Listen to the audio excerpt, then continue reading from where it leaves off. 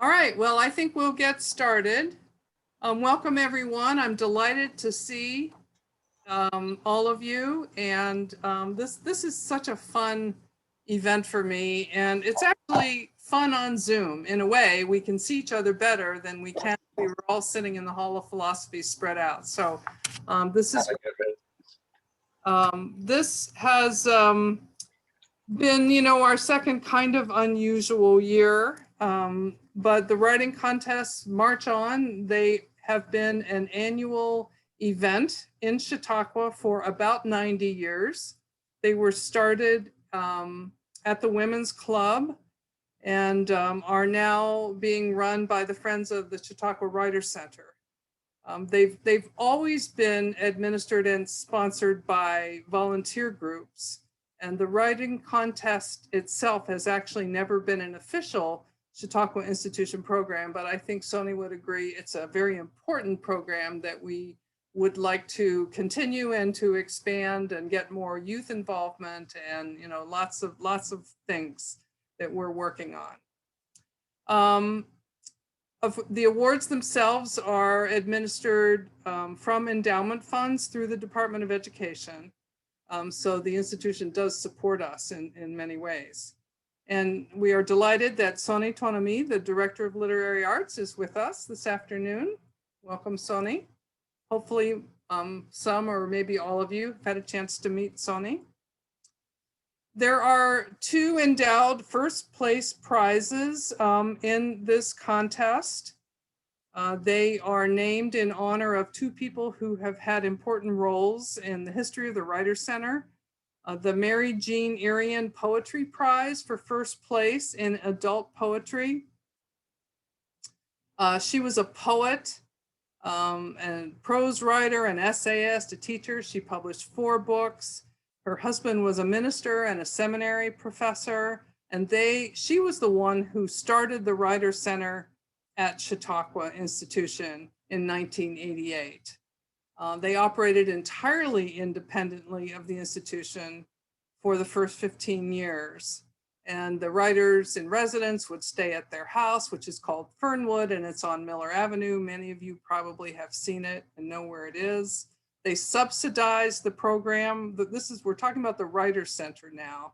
And every year they spent significant personal funds to help house and feed the writers in residence.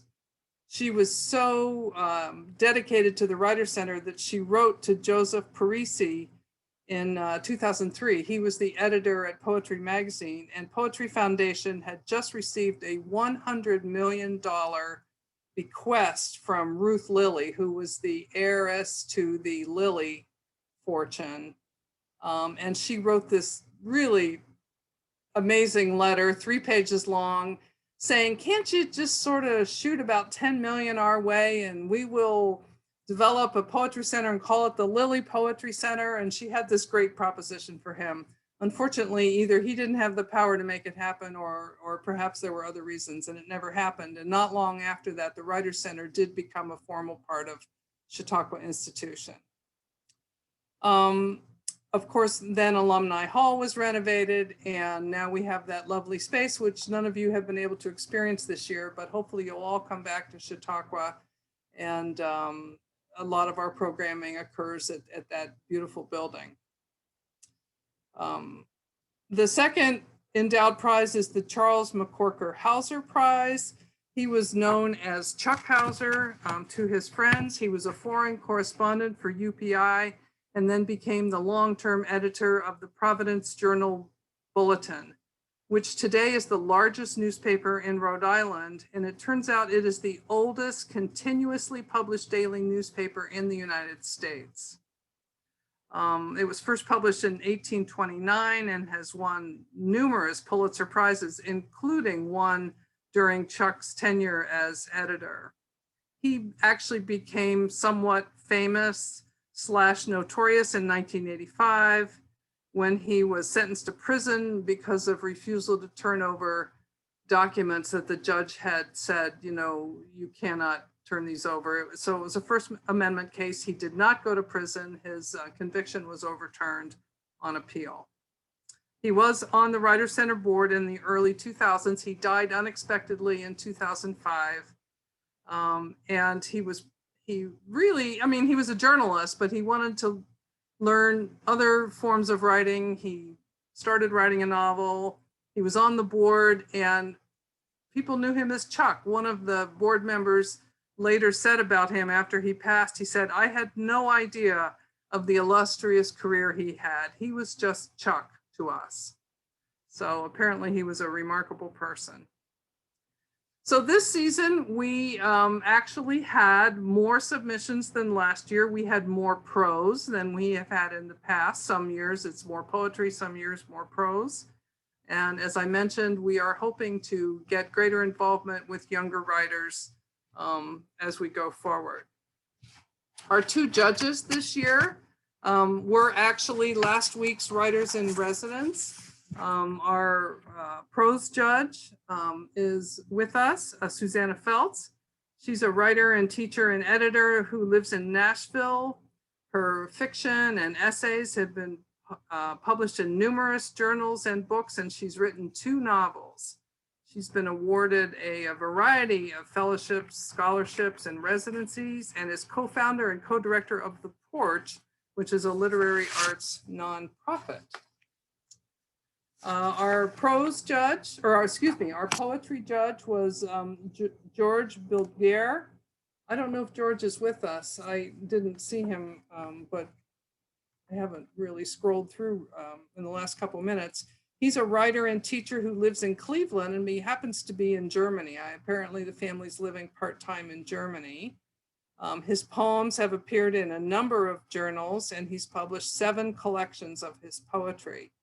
He has had several awards, prizes, grants, and fellowships, and has read at a number of prominent venues, including the Library of Congress and on the radio show at Prairie Home Companion.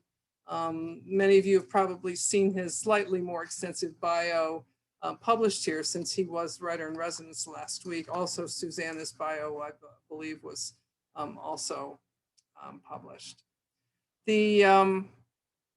And one last comment before we get to our awards is that the winning works, all of the awarded works, will be printed in a packet that will be available at the Smith Memorial Library very soon, maybe even Monday or Tuesday, for a year. You cannot check it out, but you can go there and read it. And so for those of you or your friends or whoever are interested in reading these winning works, please take advantage of that opportunity. So on to the awards. In the prose category, we have 5 awarded pieces. And by the way, in the prose category, submitters can submit 1 piece, as opposed to poetry where people can submit up to 3 poems. There are 5 awarded pieces, and I think what I'm going to do is just read the entire list of the 5 and then go back and give you a little bit more information about the individual winners. So honorable mention, we have 3 honorable mentions. The first is to Tracy McKee for her piece Captain. The second honorable mention is to Kenetha, excuse me, I'm terribly mispronouncing this. Kenetha Bigham Sai, did I get that part right, I hope? For The House.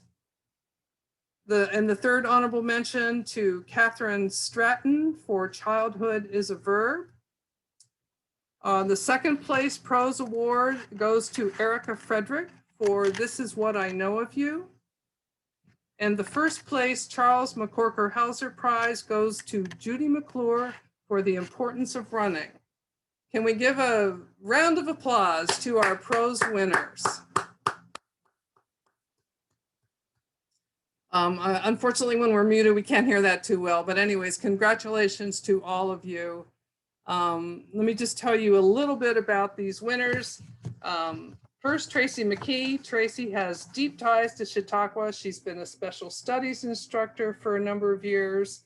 She recently won top honors in the Writers 100-Word Story Contest.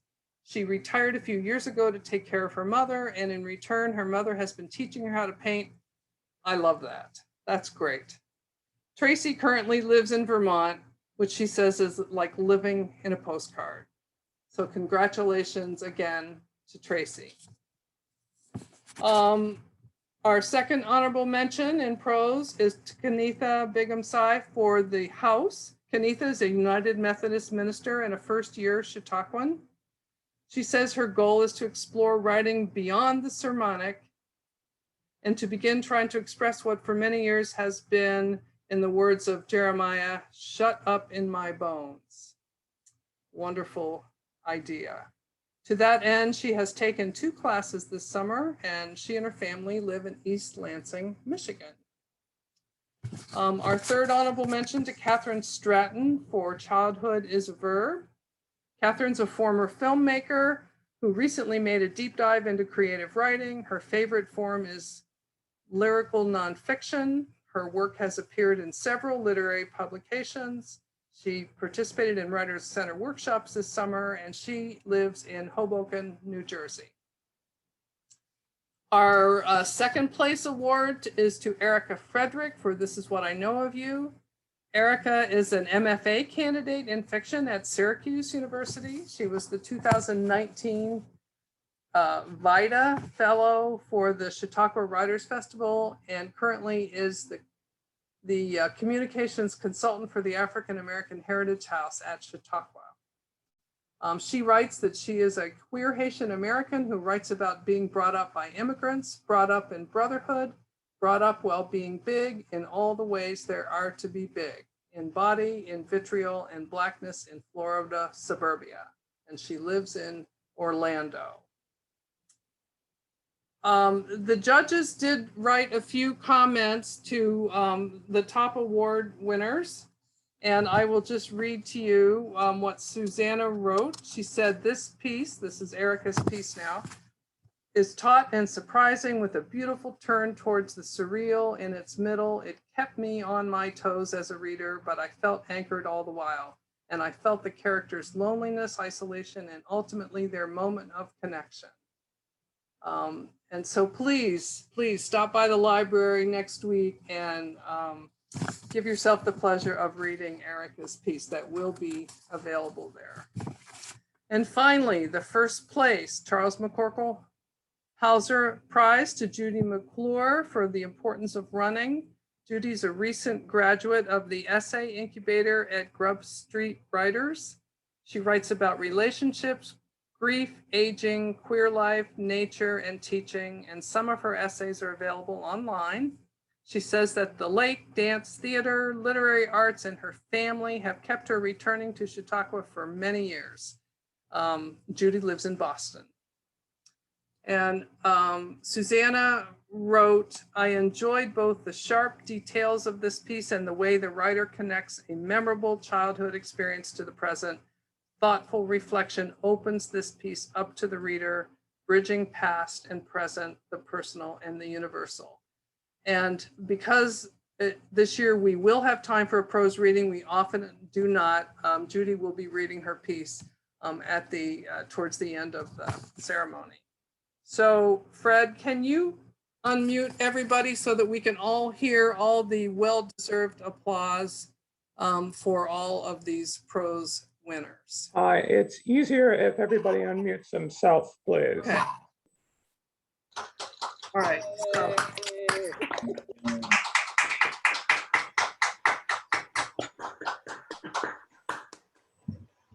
I'm going to continue on with the poetry awards, and then we will do the readings. We'll have the poems read first, and then we'll have Judy complete our event today with her prose piece. So in poetry, we have 4 winners. We have 2 honorable mentions, and then a first and second place. So our honorable mention awards go to Kanitha Bigumsai for Earth. George did write for each of these winners. He wrote, the sheer force of language in this poem The way it powers through geology and biology is powerful and memorable. The second honorable mention goes to Tracy McKee for On Selling the House After 30 Years. George wrote, I love the way this matter-of-fact listing of old junk becomes a poignant testament of family history. The second place poetry award goes to Kanitha Bighamsai for How to Walk in Stilettos. George wrote, the brash voice of this poem, its swagger and rhythm and humor makes it irresistible. And finally, our first place Mary Jean Arian Prize goes to Faye Snyder for Cousin Louie.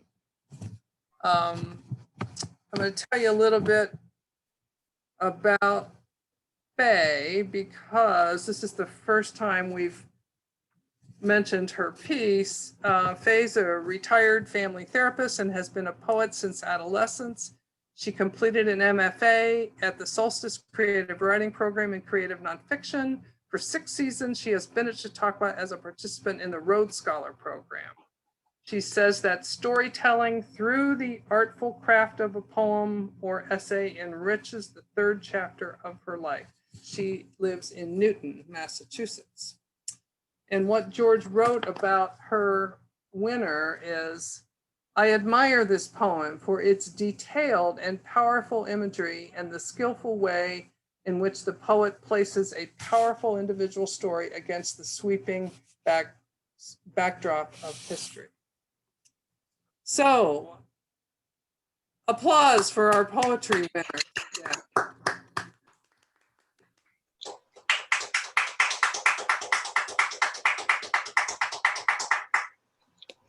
So now we will go to our readings, and I will just say the names in the piece and we will continue on. So the first reader is Kanitha, and the poem is called Earth. Oh, okay. Thank you, everyone. And yeah, thank you. What a wonderful community to be a part of, and congratulations to all the winners. All right, Earth. Heat pushes rock into mountain. Gravity lifts. The Kerguelen Plateau rises. Islands take shape to the ins and outs of the tides, cycles of the moon, her cycle, a deep red. The sequoia. Roots grip rock and dirt. Seedling unfolds, a tentative dancer. The curtain of rain lifts after she drinks her fill, takes her bow to the sun, stretches lazily skyward. The flower. New bud opens slowly, revealing the secret place where nectar entices the hairy legs of bees, where petals flirt, adorning themselves with baubles of shimmering dew. The child. Blood pumps through new veins, building pressure, muscles contract. Breathe in and out, fast and slow, exhale. This is the same breath as the ancestors, the same blood back to Ishmael at least, the same pulsing of the earth and of the root and seed and flower, rising, opening, unfolding, the same ins and outs of the tides. Thank you. Nice. Thank you very much, Kanitha. The second poem, Tracy McKee, on Selling the House After 30 Years. On selling the house after 20 years. A 30-yard dumpster can hold a 1920s dining room table with ridiculously puffy carved legs that antique dealers and used furniture stores didn't want, and which was even rejected by Habitat for Humanity. A Duncan Fife couch with too many broken bones to be salvaged. A pair of vintage cross-country racing skis that came in fourth at the state meet. A bright blue trunk from my first job and shortest job ever as a camp counselor. 3 bins of stuffed animals being saved for grandchildren, but contaminated by mice. A rear seat for my dad's 2003 Toyota RAV, also contaminated by mice. 2 old litter boxes from cats who prefer fancy feast to fresh mice. A broken IKEA desk with a shelf I'd already fixed once. Chipped Mexican tiles from the old orange and white kitchen. An office chair with duct taped arms, more rejects from charities. A keyboard covered in a mysterious sticky substance. Faded Easter baskets, tattered Christmas wreaths, the gaudy Thanksgiving centerpiece I got at a charity auction when I thought I was bidding on something, the thing next to it. A chair with no legs my son scavenged from a sidewalk in Brooklyn. A rusty red wheelbarrow with holes around the bolts. A canopy frame bent like a crippled daddy longlegs. The rose-colored box of wedding invitations with the music playlist, a blue garter, and the plastic couple from the Cape, which lasted longer than the marriage.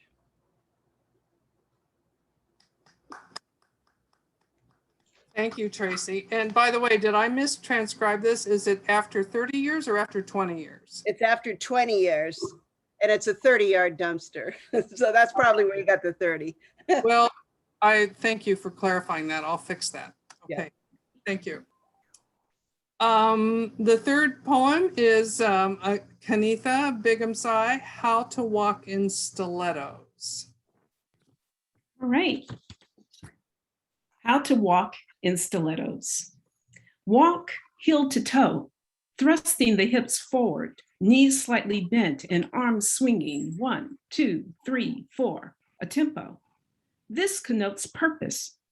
But don't walk too fast. You might get out ahead of your 6-inch Beyonce heels, lurch forward like some marionette loose from its strings. Upright. At least try to stay upright. Do not fall, do not flounder, do not stumble across a crack in the sidewalk. It is bad luck. After all, step on a crack, break your mama's back or your own. Forget about the calluses on the balls of your feet that hurt like hell. Forget about the potential for ankle sprain. Don't think about aging gracefully with arthritic knees. Don't add up the cost of the hip replacement.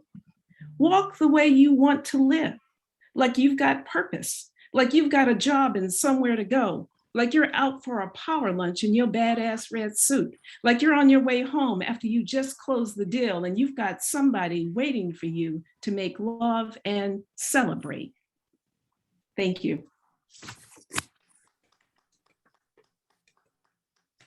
Thank you, Kanitha. Our next poem, our final poem, is the first place winner, Faye Snyder, reading Cousin Louie. Thank you, Bethanne. Cousin Louie. He climbed out from his widowed mother's home, left the streets teeming with kosher butchers, the chicken pluckers, her mill and textiles and tailor shop. He packed his bag for Harvard with no intention of goodbye, took to heart his mother's farewell. Be a mensch, Leibel. He dined with Brahmins, ate pot roast and blintzes with Landsman, married level-headed Selma, gathered family for Passover Seders. With his razor-sharp manner, he grasped the heart of our stories, kept track of all close to him. A partner in a plum law firm, fluent in French, he enlisted, became liaison to de Gaulle and military attaché to Eisenhower. It would be he who would steer Holocaust history, making certain Ike saw firsthand the Ohrdruf labor camp and its survivors. If Louis said it, it must be so, became the family byword. On Mom's 87th birthday, he at 85 declared, Goldie is 90, calling upon the spirit of our grandfather, recalling his sonorous voice, its lilt in prayer at a Shabbos dinner when she was 16 and he just 11. Flushed, Mom shrugged. What does it matter? It was the only time he and I fought. Truth be damned. At 90, he too became frail. It was poignant, our last day, his apology for receiving us in a wheelchair, dressed in sweatpants, sneakers, casual attire, ill-fitting a man who once wore three-piece suits, bow ties tied with ease. At his graveside, the white pine coffin set down, I thrusted dirt, lifted the shovel 3 times, the third thrust for mother. A wistful wind, mom's voice in echo cupping my tears. We chanted Yiskadal, the prayer for the dead. Thank you, Faye.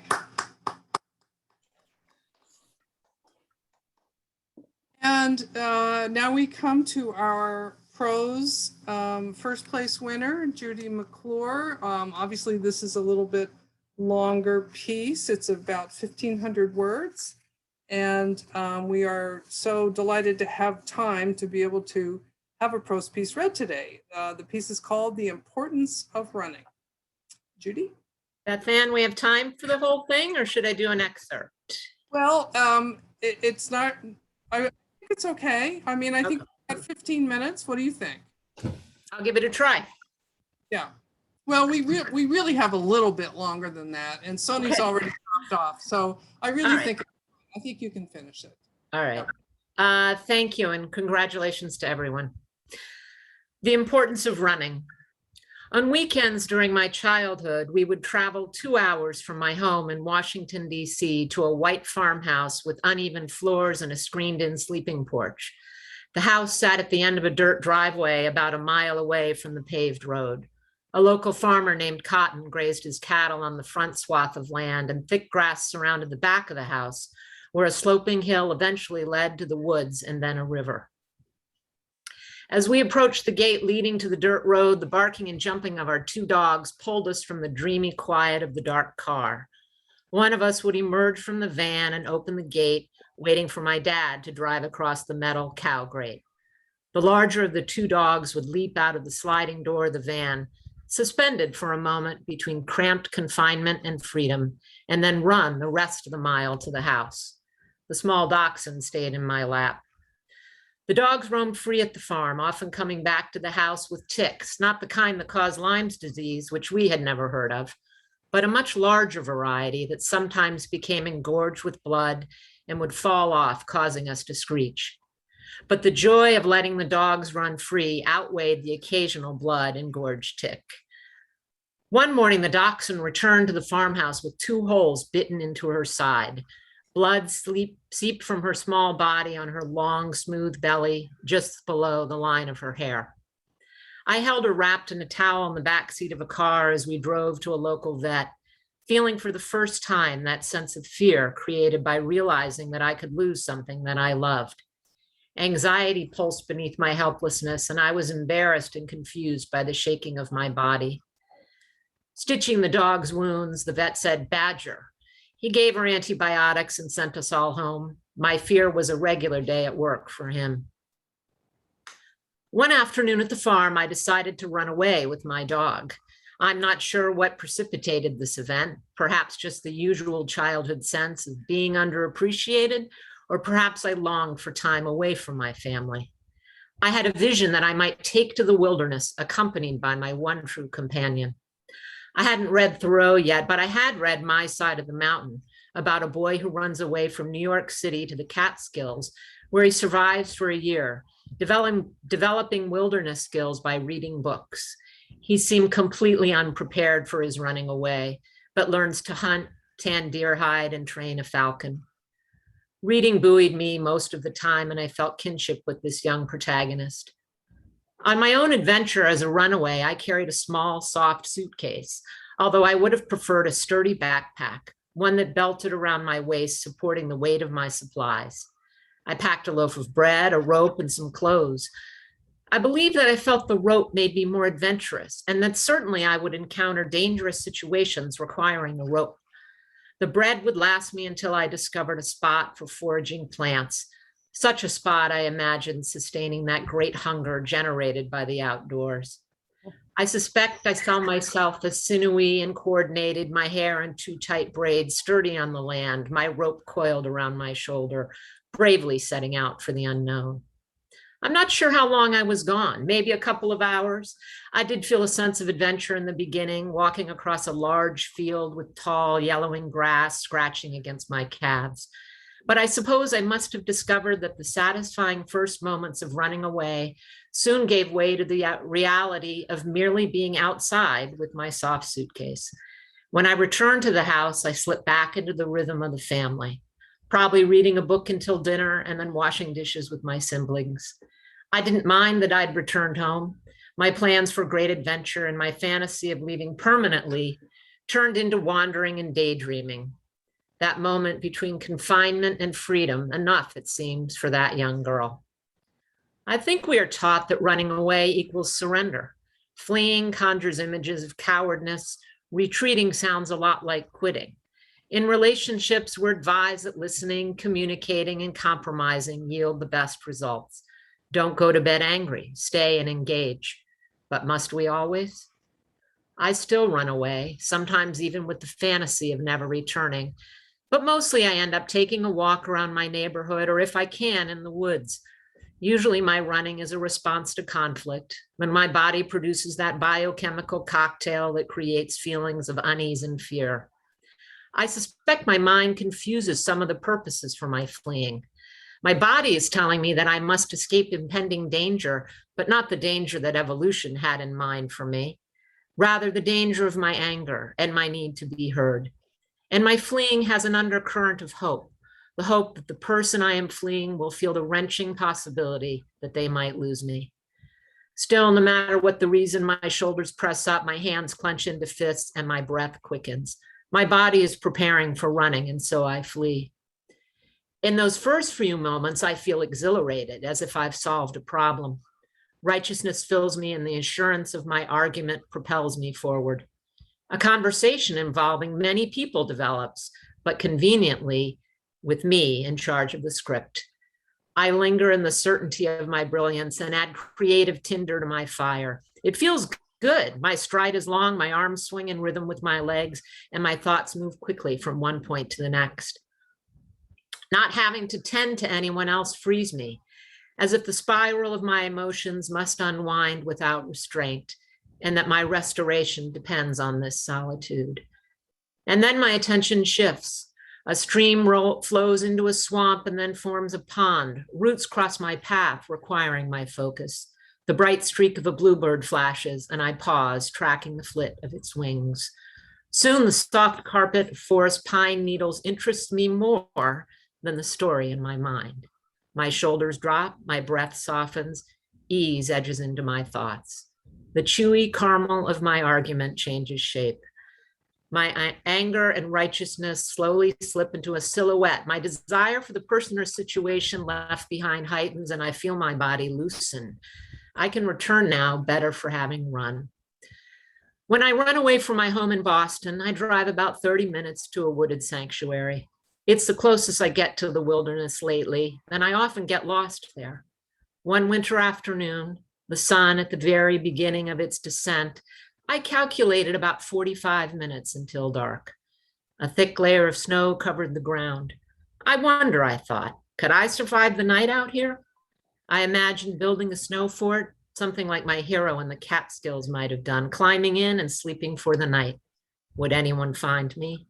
Would anyone come looking? The fantasy sustained me as I walked, and soon I found my way back to a familiar path. Thank you. Thank you, Judy.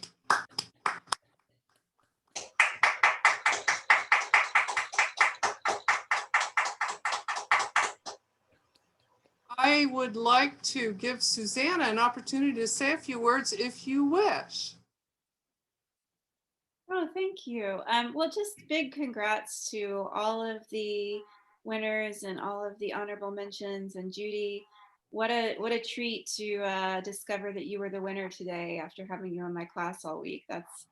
such a fun surprise and gift, and just delighted to read your work, and I look forward to reading more of it. So congrats.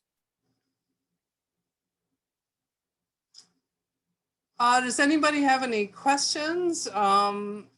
I encourage all of you to continue writing. It's so delightful for me. Of course, I don't have to be the judge, but I get a exposure to these works as they're getting processed through the event, and it's just amazing. I'm amazed at your talent, and keep at it, keep going. You all have a huge amount of talent, and we're privileged to be able to see it and hear it and read it.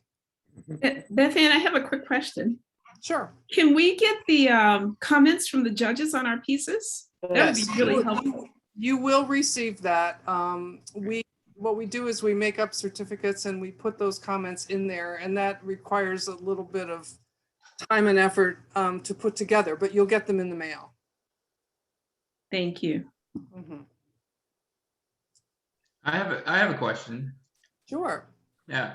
So how you said this year there was a lot of submittals. What's a typical submittal look like for these?